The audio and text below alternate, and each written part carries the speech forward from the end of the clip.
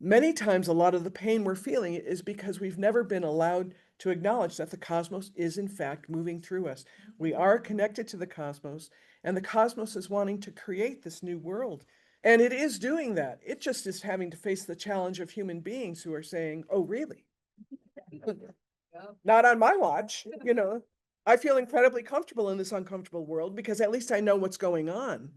And there's a way, what's the expression? The devil you know is better than the devil you don't. That you live in an uncomfortable world filled with your own limitations, but at least you know what they are. And at least you can pin them on other people and say, well, I know exactly how this person is, and I can manage because I know what to expect. And what you end up expecting is what you will see, even if they're not doing it. Did you ever notice that if you have a belief about someone, they will continue to prove you right because of your own stubborn thinking about them?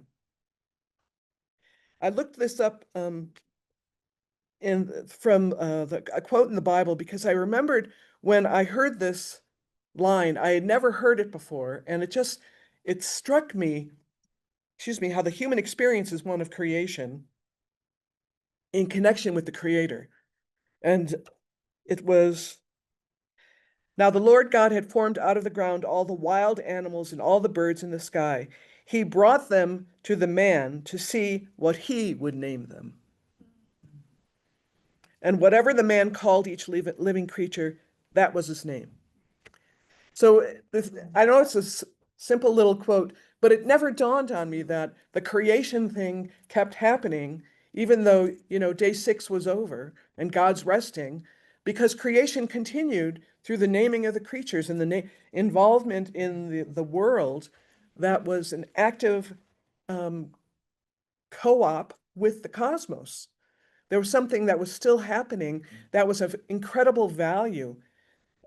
We don't I suppose the closest we might come is to naming our children and our pets new names. But there are ways in which we name things by labeling them that can be far more creative than judgmental and limiting.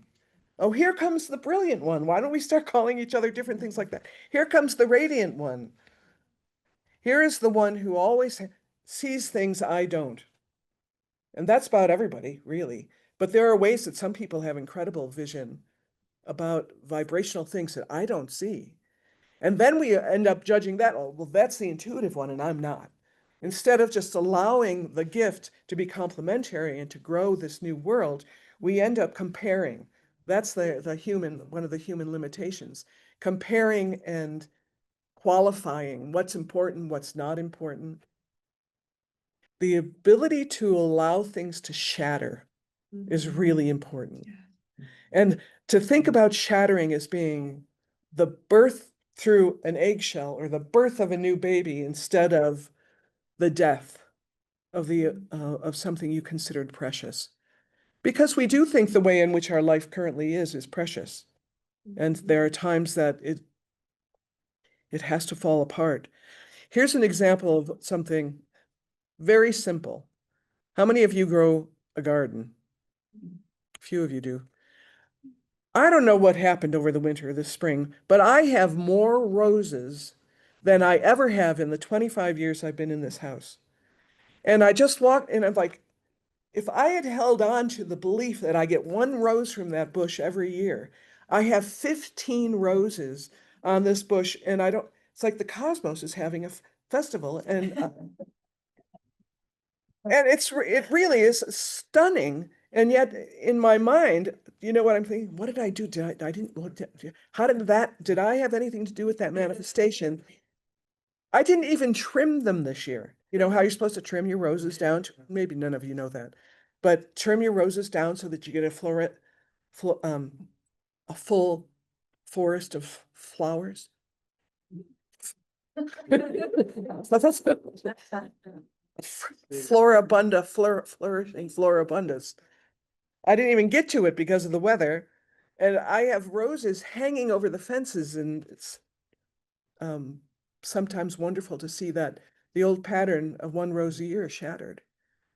And if you think about it in terms of your own limitation, wouldn't you like to have some of the things that you have limited belief about yourself to just shatter? And just know I am capable of so much more creative thought, so much more love in my heart, so much more moving through me that sees the new and births the new.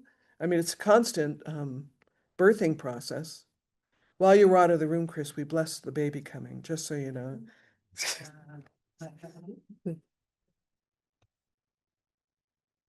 I have found that the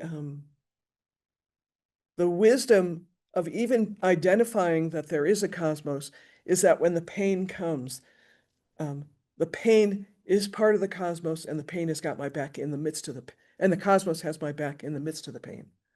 Both are happening. Like it's not easy to have the new come sometimes, but also the cosmos has its back. Just like I ain't giving up. I ain't turning my back on you. No way. Not today, not any other day. Really,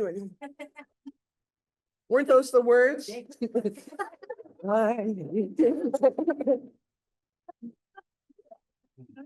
The reality is the cosmos does have our back in a way that there's a quote somewhere about when you make a decision and you move forward, the universe backs you right up.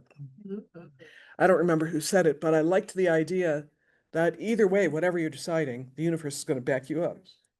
And sometimes what you're choosing is self-limiting or self-damaging. So the universe is saying, I'm here for you. That's really what you want to be doing. I'm here for you.